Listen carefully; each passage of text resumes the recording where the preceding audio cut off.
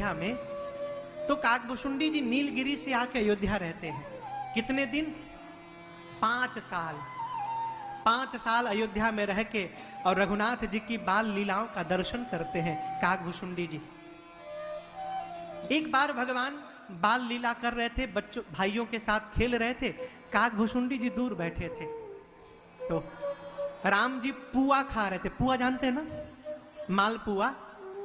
राम जी मालपुआ खा रहे थे तो सामने काकभुशुंडी जी बैठे थे। भगवान तो जानते हैं कि काकभुशुंडी है, राम जी ने मालपुआ दिखाया, खाओ। अब भगवान जिसको अपना प्रसाद दे कौन अभागा नहीं खाने जाएगा हो। काकभुशुंडी जी दौड़ के खाने गए, तब तक भगवान रो दे। भगवान रो दिए तो भाग लिए फिर काकभुशुंडी जी दूर गए तो भगवान पुआ दिखाने लगे, आओ आओ खा लो खा लो। जैसे काकभुशुंडी जी खाने जाए भगवान रो दे तो काकभुशुंडी जी भाग जाए। ऐसा चला 5-6 बार।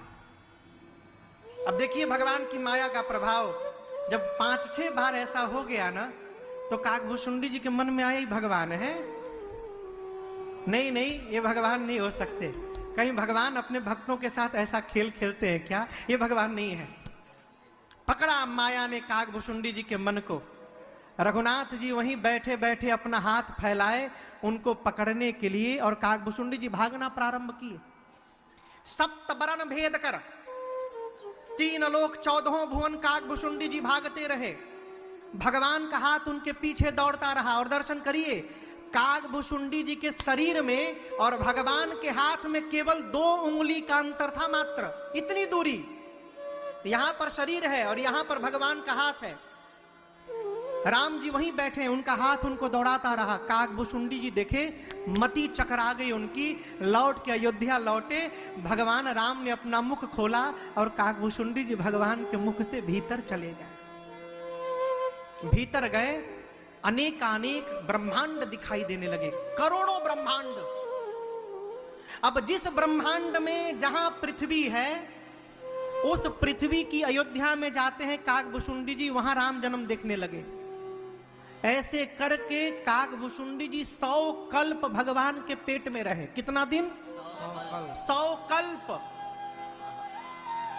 जब जब राम जी का जिस ब्रह्मांड में अवतार होता था, काकभुशुंडी जी जाकर अयोध्या में दर्शन करते थे। 100 कल्प बीतने के बाद भगवान ने मुख खोला, काकभुशुंडी जी बाहर आए। अब दर्शन करिए, भीतर कितना समय रहे?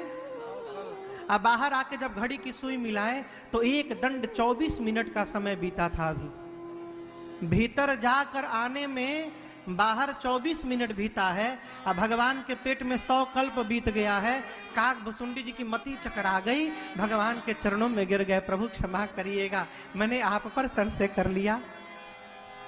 तो राम जी ने कहा कि क्या चाहिए आपको? काकभुशुंडी जी बोले, प्रभु जो दे दीजिए। भगवान बोले, ज्ञानी हो जाइए, विज्ञानी हो जाइए, समस्त कलाओं के धाम हो जाइए, समस्त गुणों के धाम हो जाइए। भगवान इतना बोल के चुप हो गए। हम आप होते ना, नाचने लगते। भगवान ने ज्ञान विज्ञान गुण कला धाम सब दे दिया, नाचते ना। काकभुशुंडी जी उदास हो गए। क्यों? प्रभु कह देना सकल सुख साही, परंतु भगति आपने देना न कही। भगवान ने सब कुछ दे दिया और अपनी भक्ति नहीं दी। और भक्ति के बिना ये ज्ञान विज्ञान उसी प्रकार है। माई बाप, कल्पना करिए कोई बटर पनीर बनावे, बटर पनीर बनावे, बढ़िया घी में पहले पनीर को फ्राई कर ले, फिर पनीर को निकाल के ठंडे पानी में डाल ले, क्योंकि सॉफ्ट बना रहे हो, और एक्स्ट्रा तेल उसका निकल जाए घी।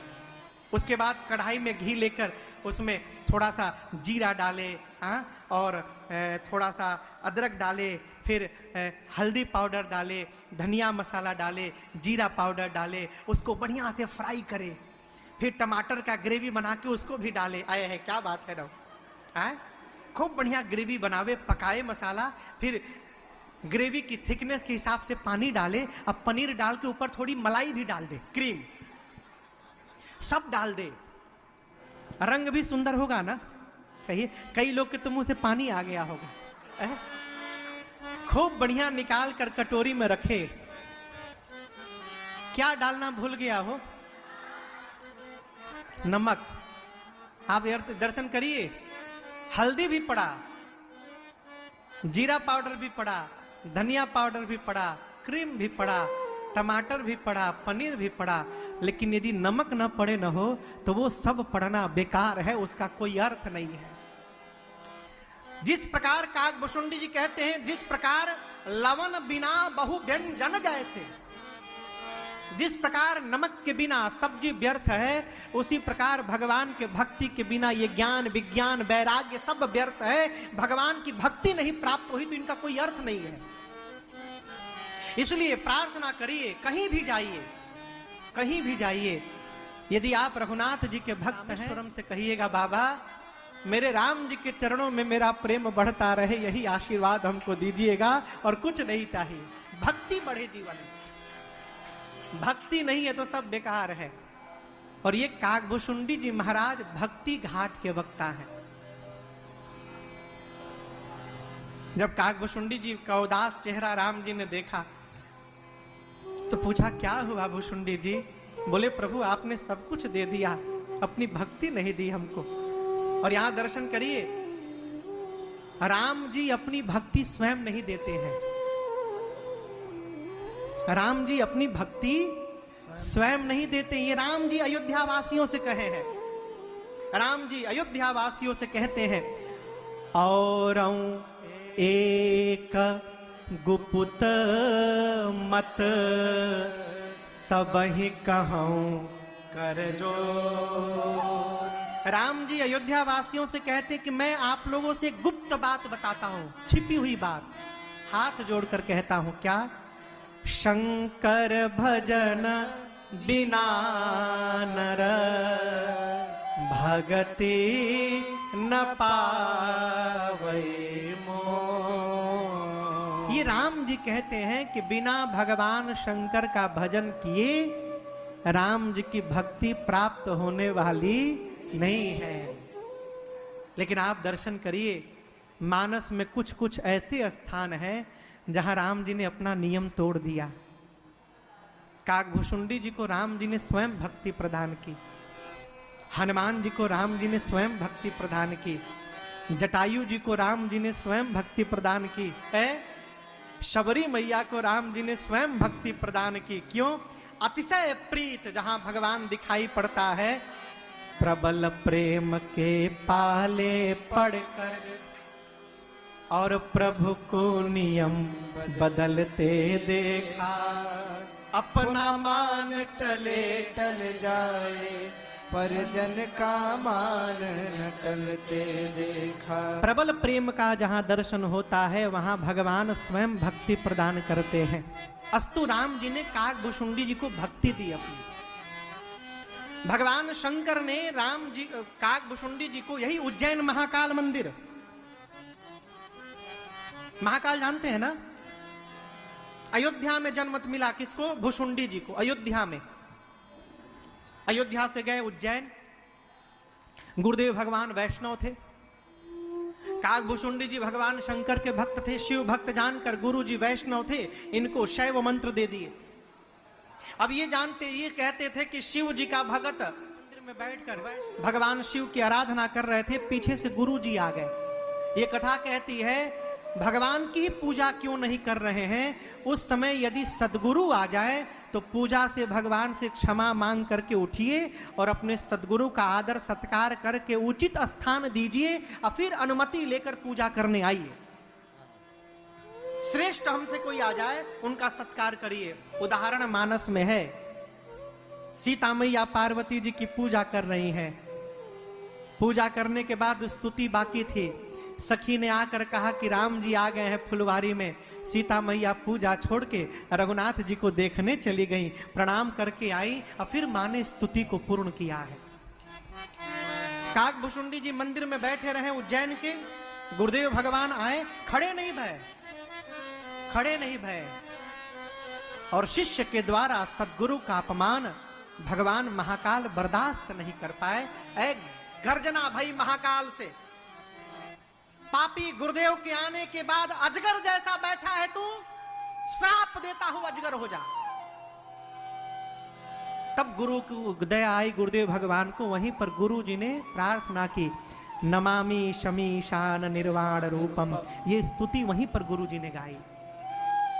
तब भगवान महाकाल ने कहा, अनेकों बार तुझे शरीर बदलना पड़ेगा, लेकिन तेरे गुरु के कारण तुझे आशीर्वाद देता हूं, जब जब तू शरीर बदलेगा तब तब तुझे कोई कष्ट नहीं होगा, और कितना भी शरीर बदल ले, किसी भी जन्म की तुझे विस्मृति नहीं होगी, याद बनी रहेगी। इसी प्रकार शरीर छोड़ते छोड़ते बाद में मनुष्य बने।